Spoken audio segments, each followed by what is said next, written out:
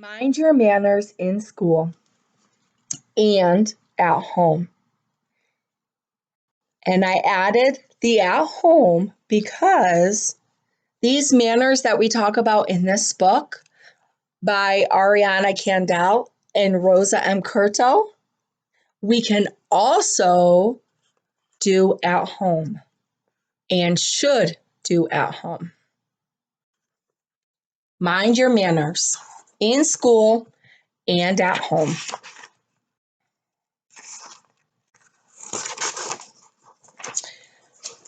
Back to school. John is going to a new school, but he doesn't want to go.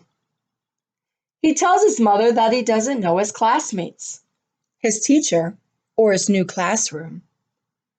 Anne, a girl in his class, sees that John is very sad. Look, John is sad.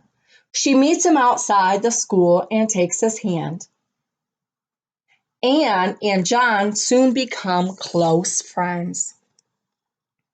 See, when you go to school, you meet new friends. Or when you go to the playground, you could meet new friends. Or when you go to the park, you could meet new friends. Be an early bird. Anne is an early bird and is always first to arrive at school. Peter, however, is often late. Snuggled under his blankets, he has a hard time getting up. Then he thinks of his waiting classmates and he jumps up. Are you an early bird?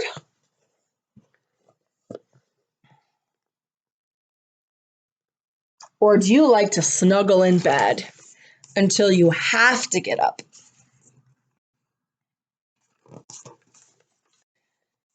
Learn to be patient. Today, the children are learning to work with clay. Peter is making some awesome animals that never break. Laura is not as patient as Peter. She looks upset and just can't get started. Peter sees this and offers to help her. Now she's happy with the clay figure she is making. He's being a good friend. Peter's being a good friend.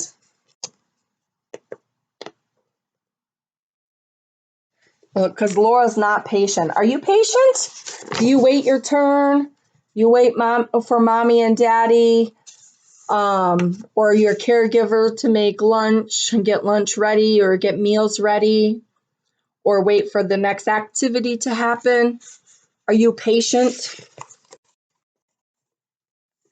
Sometimes Miss Joy has to step back and say, I'm not patient right now. I gotta slow down. I gotta slow down, take a deep breath, and wait. Waiting's hard sometimes. Washing your hands, playing on the playground is so much fun. The children play ball, jump rope, and play with sand. When they go back to the classroom, all the kids must wash their hands. Anne doesn't like to wait in line. Remember?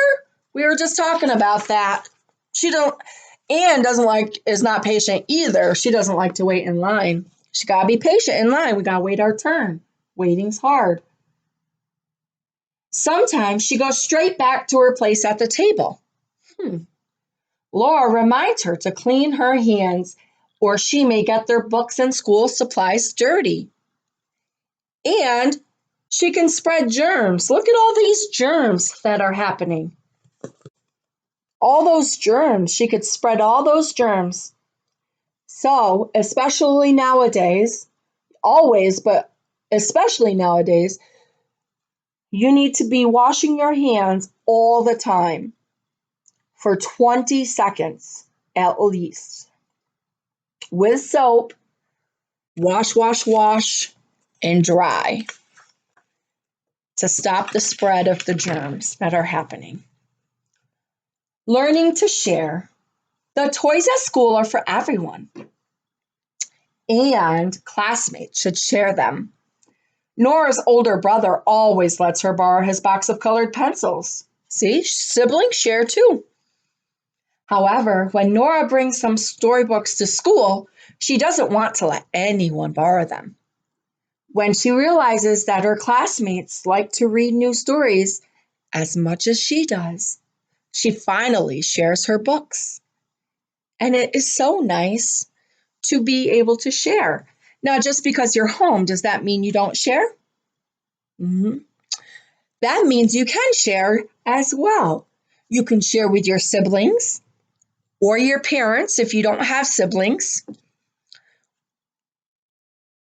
Just because you share with your siblings doesn't mean that you don't share with your parents either. You can share with your grandparents and your cousins and your aunts and uncles. And what are things you shouldn't share? What are some things you shouldn't share? We shouldn't share our cups. We shouldn't share our eating utensils or our food that we've already eaten from, right? We shouldn't share teethers or anything that goes in our mouth or on our nose. We shouldn't share face masks unless if they've been washed. What else shouldn't we share? Toothbrushes we shouldn't share. Think about it. What else? Well, while you're going through your daily routine at home, think about some other things that you shouldn't share. Everybody play. When games are played in the playground or classroom, the more people who play, the better. Paul and Lucy especially enjoy playing ball, and they want several kids to play with them. They both know that it's more fun to include everyone. That's why all the children at their school can get a chance to play. See, they're all playing with the ball.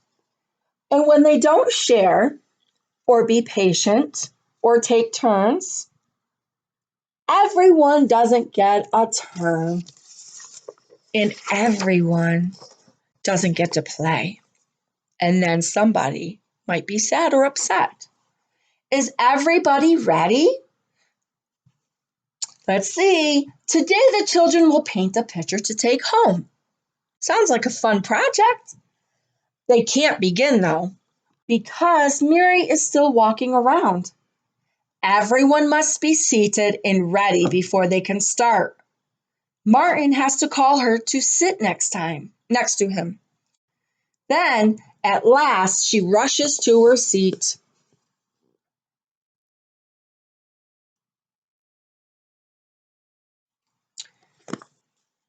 Everybody should be ready. Let's see. And quiet. Because remember, we read the book, Why Should I Listen? Being quiet helps you listen.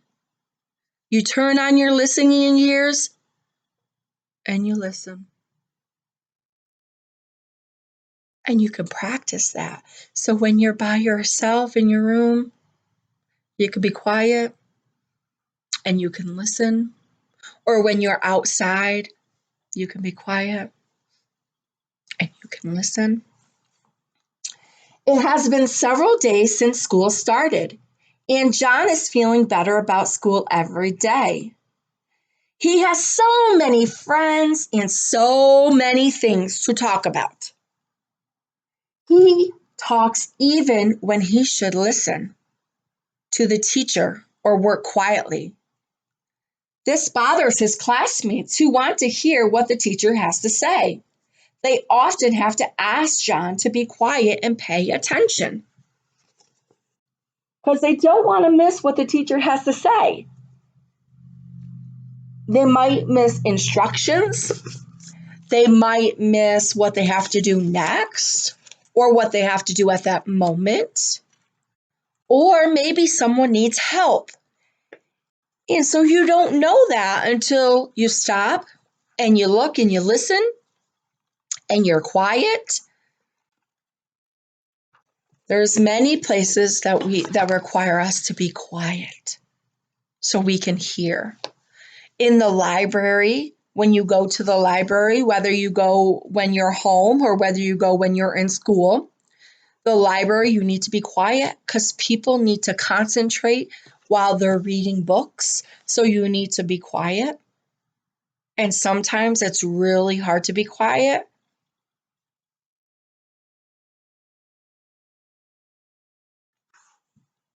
That's not funny. It isn't easy to say who likes to kid around the most in class, but David and Rachel surely like to tease their classmates. They often make jokes that are not funny, that are not always funny. Sometimes they can be funny, but sometimes they can't be or are not always funny. Sometimes their jokes are cruel and they are the only ones who laugh. Jokes are only funny when everyone can enjoy them. And when somebody tells us to stop, then we need to make sure that we listen and that we stop. If somebody says, stop, I don't like that, then we need to listen and we need to stop our bodies and our mouth. Because joking around, we think it's joking, but other people might not think it's joking. And so you need to be respectful of their wishes and their sensitivity. Some people are more sensitive than others. And sometimes the same joke, someone else might laugh at it, but another person might not. So it depends on the people that you're around. So you need to listen. And if you say something that you or do something that's joking around, you can tell them, oh, I'm sorry. I did not mean to get you so upset. I'll stop. Pick up and clean up. We all know that after playing and working, it's time to pick up and clean up. Pick up toys and waste paper after cutting, clean your brushes after using paints, and put away your supplies. We all know this, but don't always do it. So we know it, but we always don't follow through with it. In John's class, they had a good idea. Every day, one classmate makes sure everyone helps to keep the classroom clean. Today, it's Adrian's turn. So he goes around and he makes sure everybody is helping to clean up. So does that mean that we make a mess at home and we don't clean it up? Nope. Everybody at home needs to help clean up their messes and pick up to keep the house clean. We all have to work as a team in the classroom and out of the classroom. And my philosophy at my house is if you make a mess, you can clean it up. I don't mind my boys making messes as long as they help clean it up. And I don't mind help cleaning it up as long as I'm not the only one cleaning it up. And here we go to the next one, helping each other. You can help each other at home as well as at school, as well as in the community. You can help somebody in the community. How high can you count? Let me see. Did you even know that even if we wanted to, we could never finish counting? Numbers are infinite. That means that they continue forever. Paul and Nora have a great time playing with numbers. Lucy and David find math a little difficult. Since the four of them are friends, they help one another. This makes their work seem easier, so math is more fun. See, they help them. They help them out with their homework. With math, you could help each other with reading or drawing. You can teach each other about cutting and safety scissors or cutting safely. You can help each other with writing. Let's talk about it. Do you think that kids who hit other kids are stronger and braver? Peter doesn't, neither does Miss Joy.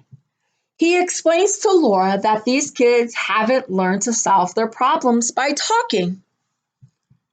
He knows that words can help to make friends, so he pushes fighters away. If you have fights often, try to find solutions by talking, like Peter does.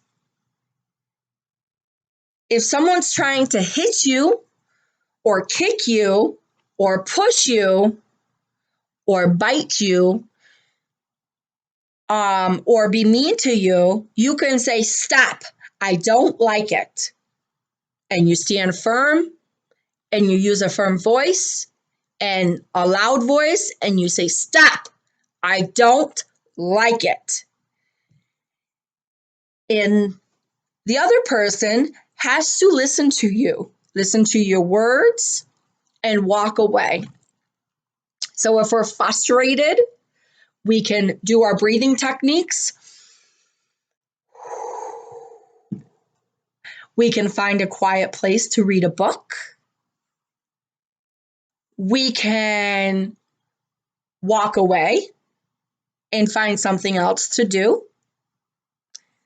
We can also ask for help if we're frustrated and angry and mad. We can talk to our friends. But when people are doing behaviors to us that we do not like, we have the right to say, "Stop, I don't like it."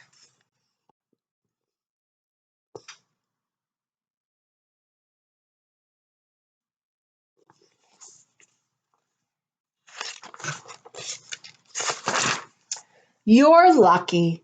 John, Ann, Peter, Nora, Paul, Lucy, Mary, Martin, David, Rachel, and Adrian are about to finish school.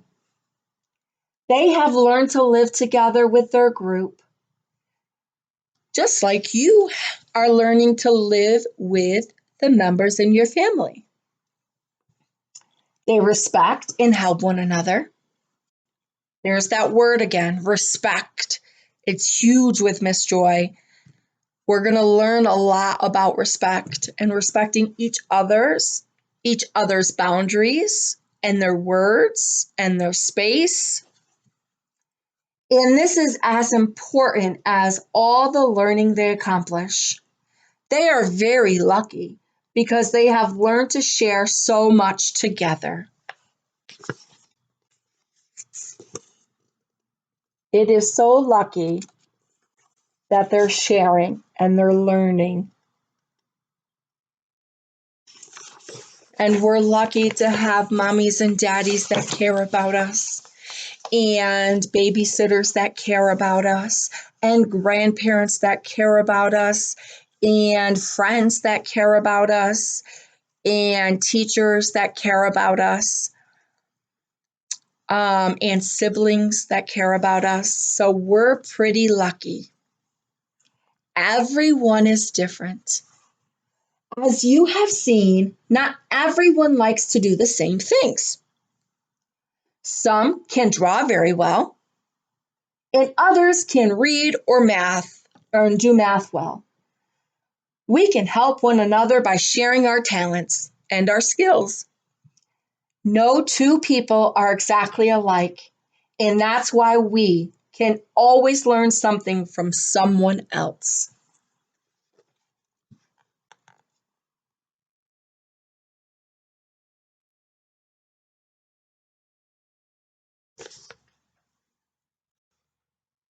And it's okay to be different.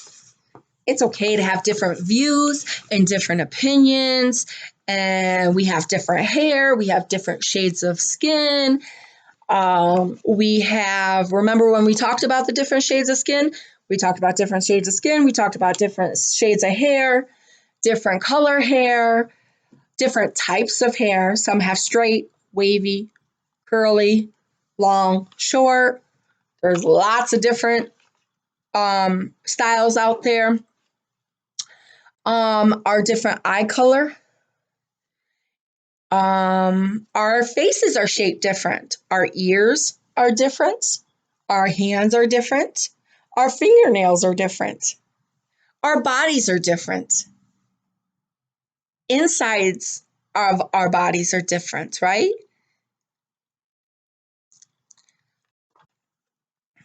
So we got to think about all that stuff. Sometimes people celebrate holidays. Sometimes they don't. Sometimes they celebrate the same holidays. Sometimes the holidays are different. Sometimes people's favorite things are different. And their lifestyles at home are different. And their views and perspectives on life are different. And their experiences are different. Some people travel, some people don't. Some people have been to California, some people have been to Florida, some people have never been out of New York. Some people live in the country where the farm animals are, and some people live in the city where there's not very many farm animals. Some people have pets, some people don't. Some people have different kinds of pets. There's many, many differences that people have, and we need to accept them. Or we're going to live a very, very rough life. So we need to accept all the differences in the world. And there's only going to be more and more differences in the world. Activities. So these are some of the activities that you can do along with this book. Listening for silence. In this activity, you must be absolutely quiet. No one can make any kind of noise. Everyone sits in place for 1 minute to listen to silence. During this time, you will hear noises. Someone may move a chair. A car outside may honk its horn, or thunder may boom in the sky. You will discover that during the silent minute, not everyone will have heard the same noises. Remember to listen very carefully. Okay? You could even close your eyes if you want.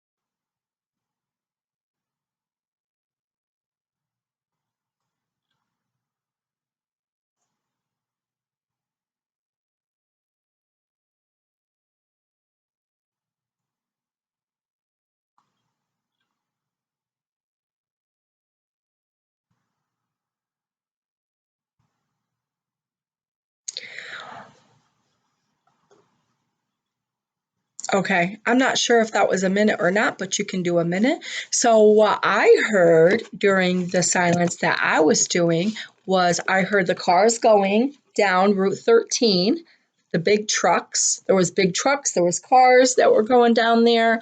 The heater kicked on, so I heard that gurgle. The water, I heard the water gurgling. I heard my computer on, so I heard the air come through that. That's what I heard. I wonder what you hear. Another activity, it says classroom games, but you can do this at home. to hide an object and find it. Okay, so your mommies or your daddies or your siblings could hide an object and you can find it, or you can hide the object and they can find it. All right. And the people have to cover their eyes so they can't look. Where did it go? Where did it go?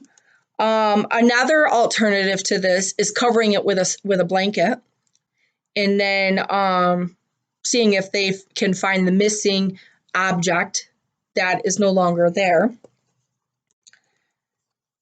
And then the child who finds it can hide the other object. So the person who finds it can hide a different object. Okay, this helps with memory. Okay.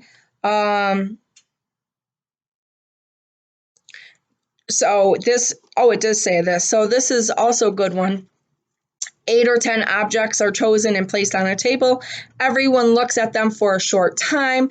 Then they are covered with a piece of cloth. Okay. And then players take turns naming one of the objects under the cloth. The game is over when no one can remember what was there or when everything has been guessed. That's a fun one.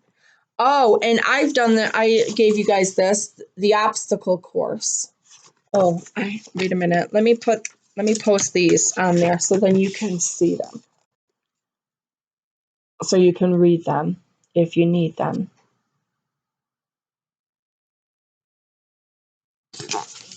Okay. And then I'll do this one. This is this one. And this one says the obstacle course. So you can make the obstacle course. Up, down, around, all different ways. Under, through. Let's see.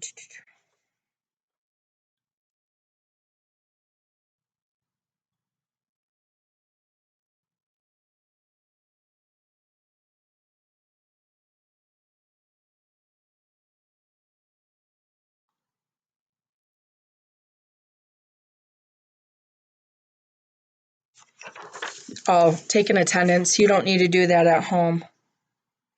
And then here's guidelines for parents for you guys to use if you want to use them. That's a good book. I really enjoyed that one. Mind Your Manners in school and at home. At home is Miss Joy's edition. I wish you all well. Make sure you're using your manners and being, what's the word that starts with a big R? Respectful. Good job.